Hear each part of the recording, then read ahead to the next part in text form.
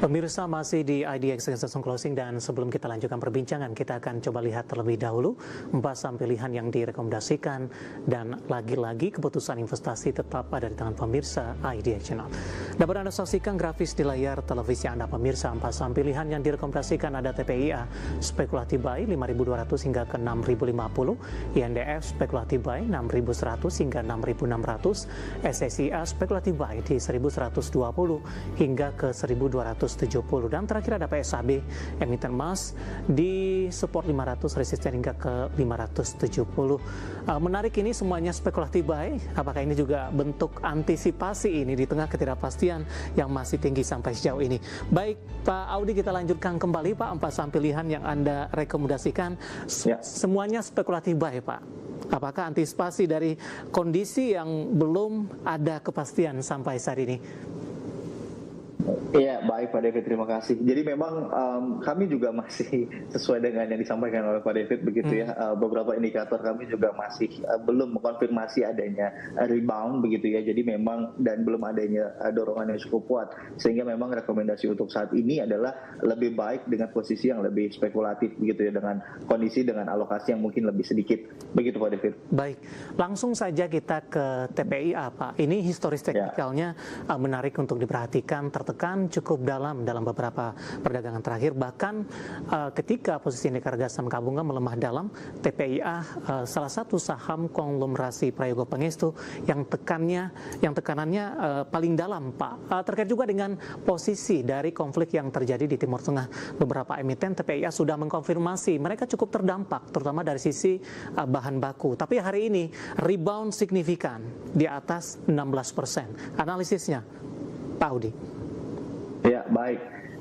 Sebenarnya kita tadi melihat TPI adalah di sesi pertama begitu ya Pak David, dengan tadi pada saat di pukul 14 lalu juga sampai dengan mendekati closing, ternyata dorongannya cukup kuat. So artinya memang indikator ini hampir confirm dengan time frame yang lebih pendek. Jadi kami memang untuk saat ini lebih merekomendasikan TPI ini memang masih dalam spekulasi begitu ya. Dengan untuk resistennya mungkin yang kalau kita boleh adjust kembali dengan kondisi yang terbaru begitu Pak David, target resistennya adalah saat ini sampai dengan di 7.100 sampai dengan di 7.150 begitu. Dan untuk level supportnya dengan kenaikan yang signifikan kami naikkan kembali menjadi level yaitu adalah di 5.900 begitu.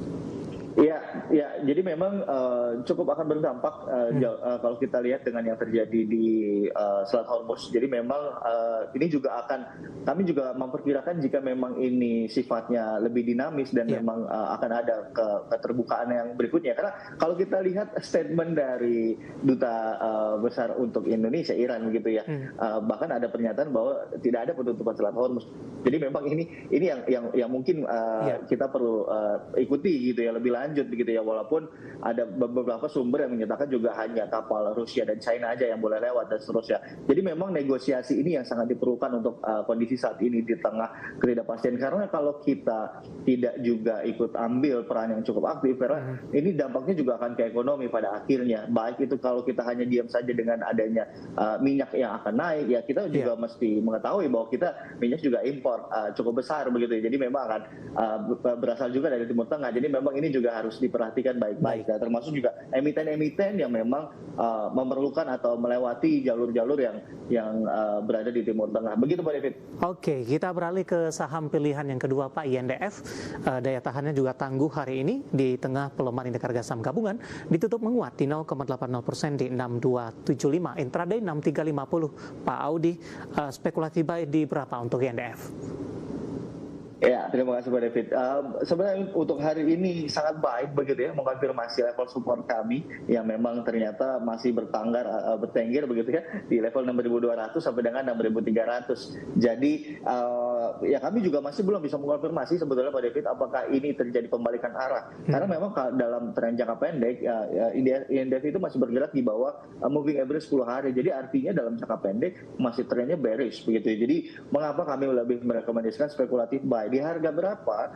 Sebenarnya kami melihat di 6.200 sampai dengan 6.300 ini menjadi area beli yang cukup baik untuk INDF begitu ya, dengan tahanan yang saat ini yang kami catat itu adalah di 6.100. Jadi artinya batasan terakhir untuk penurunan INDF adalah di 6.100, dan untuk resisten sebenarnya untuk dalam jangka pendek kami tetap solid begitu ya, melihat 6.600 ini akan bisa tercapai begitu ya untuk dalam jangka pendek. Itu mungkin Pak David.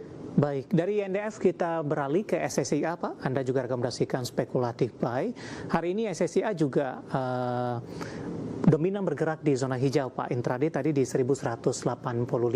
Sementara dalam sepekan terakhir SSIA sudah mengalami koreksi dalam, bahkan secara persentase di atas 16%. Bagaimana Anda melihat dari sisi teknikal pembalikan arah yang terjadi hari ini di tengah indeks harga saham gabungan masih melanjutkan pelemahan? Ya baik, terima kasih Pak David. Untuk SSIA sendiri sebenarnya kami sudah mulai mencermati. Mengapa demikian? Ada dua faktor yang kami perhatikan. Yang pertama, sudah mulai meredanya tekanan jual begitu ya dalam beberapa hari terakhir. Saat ini volume transaksi juga kelihatan sudah mulai menurun walaupun beberapa hari terakhir merah. Lalu yang kedua adalah sudah mulai adanya indikasi keluar dari zona oversold. Jadi memang saat ini SSIA ini masih di dalam zona oversold begitu ya. Jadi artinya tekanan masih berada di area jenuh jual, tetapi memang sudah mulai mereda. Nah ini momentum yang memang kami perhatikan dari historical SSIA begitu ya. Kalau kita cermati pada saat tekanan di bulan Februari tanggal 4 begitu sempat konsolidasi akhirnya rebound, lalu juga di bulan Oktober 2025 sama patternnya. Jadi pada saat tekanan itu sudah mulai masuk area oversold, dia akan kecenderungan membentuk baseline dan akhirnya akan kembali lagi naik. Nah ini kami sudah mulai mencermati kembali dan sudah mulai masuk lagi. Pertanyaannya adalah di harga berapa begitu ya Pak David ya. Saat ini adalah di 1160 sampai dengan di 1180 itu menjadi area beli yang masih cukup menarik untuk SSIA. Begitu Pak David. Baik, current price-nya ya Pak ya 1160. Ya. Resisten terdekat kemana Pak? Oke, untuk resisten terdekat sebenarnya adalah di level 1270 begitu Pak David untuk SSIA, dan untuk level stop loss-nya itu adalah di 1100. Baik, dari SSIA kita beralih ke saham pilihan terakhir Pak, dari emiten emas PSAB ini. Hari ini saham-saham emiten emas juga rata-rata mengalami pelemahan Pak, dan PSAB ditutup flat 525 ini. Di antara saham-saham emiten emas ini, kenapa Anda lebih memilih PSAB Pak, dan trading buy, spekulatif buy di level berapa? Ya baik, jadi sebenarnya untuk PSAB sendiri kenapa kami masukkan dengan melihat tekanan yang sudah mulai cenderung lebih meredah dibandingkan dengan beberapa emiten yang lainnya. Kalau kita lihat dengan seperti Antam lalu MBKA, ini tekanannya masih cukup kuat, lalu juga ada BRMS dan seterusnya juga masih cukup kuat. Jadi memang untuk saat ini sudah mulai masuk radar begitu, tetapi memang saat ini masih bergerak di bawah moving average 10 hari, di bawah moving average 50 hari. Jadi artinya sekali lagi kenapa rekomendasi spekulatif buy begitu Pak David ya, karena memang secara tren ini memang masih belum terkonfirmasi adanya pembalikan arah. So untuk saat ini boleh masih dalam area belinya, itu spekulasi belinya adalah di 520 sampai dengan di 535. Jadi memang ini adalah untuk main areanya saat ini PSAB. Resistennya untuk terdekatnya itu adalah di level 570 dan nextnya adalah sampai dengan di 630 640 begitu. Tetapi sekali lagi hati-hati, kalau ternyata PSAB ini gagal atau tidak berhasil mempertahankan level 500, ini akan menjadi warning untuk pergerakan PSAB ke depannya. Baik, penutupan hari ini di 525, ditutup flat ini Pak Audi. Sebelumnya PSAB sudah mengalami pelemahan ke level 500-an Pak, tepatnya di perdagangan Maret ini. Bagaimana Anda melihat perlawanan dengan posisi hari ini sempat ke 540? Ya baik, untuk saat ini memang sekali lagi kami mencoba mencermati dengan swing yang terjadi sejak mungkin ini adalah sejak dari 9 Februari sampai dengan akhir Februari begitu ya. Jadi untuk saat ini memang masih dalam area untuk dia bisa membuktikan. Jadi makanya kenapa kami lebih merekomendasikan untuk spekulatif. Sekali lagi sebenarnya untuk kami bisa mencermati apakah PSAB bisa kembali lagi menguat dalam jangka yang panjang adalah ya at least untuk saat ini adalah dia sudah mulai bergerak di atas 570. Tetapi memang ini kan lebih bertahap begitu ya Pak David. Jadi ini bisa dimanfaatkan untuk dalam jangka pendek oleh sobat investor. Pak, saham pilihan pemilihan yang direkomendasikan pemirsa ada TPIA, INDF, SSIA, dan juga PSAB. Dan lagi-lagi keputusan investasi tetap ada di tangan pemirsa IDX Channel. Pak Audi, kita hold kembali, Pak. Saya akan coba sampaikan update penutupan perdagangan di sesi kedua hari ini dan juga beberapa informasi grafis yang berhasil dihimpun oleh tim redaksi kami. Dan pemirsa, di penutupan perdagangan di sesi kedua hari ini, posisi indeks harga saham gabungan ditutup di zona merah. Kabar baiknya adalah di posisi penutupan pelemahan sudah terpangkas pemirsa, di mana indeks harga saham gabungan ditutup melemah di 1,62%, ditutup di level 7.585,687, menjauhi level intraday terendah hari ini. Tadi sempat ke level 7.500,085 setelah dibuka di level 7.600-an di sesi pertama pada pagi tadi. Kemudian sempat menyentuh di 7.700 meskipun masih bergerak di zona merah. Kita akan coba lihat update penutupan perdagangan hari ini ke grafis yang pertama untuk posisi penutupan beberapa indeks lainnya. Dapat Anda saksikan grafis di layar televisi Anda pemirsa.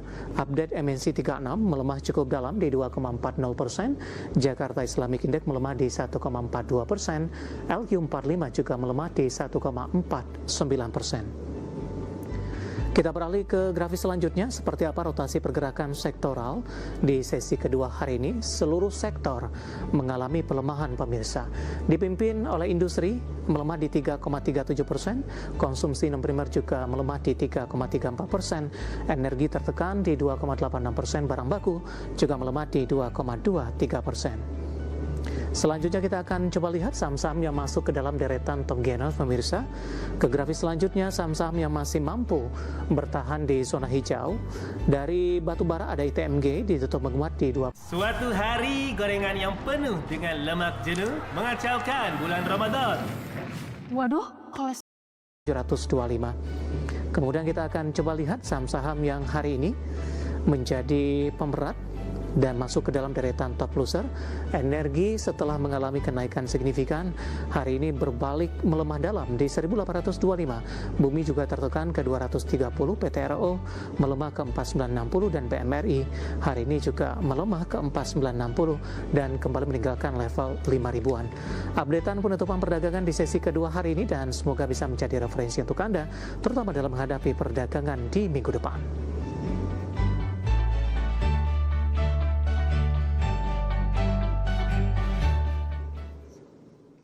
Kita akan jeda kembali dan tetap di tempat Anda. Setelah ini kita akan coba ulas beberapa pertanyaan masuk di WhatsApp interaktif.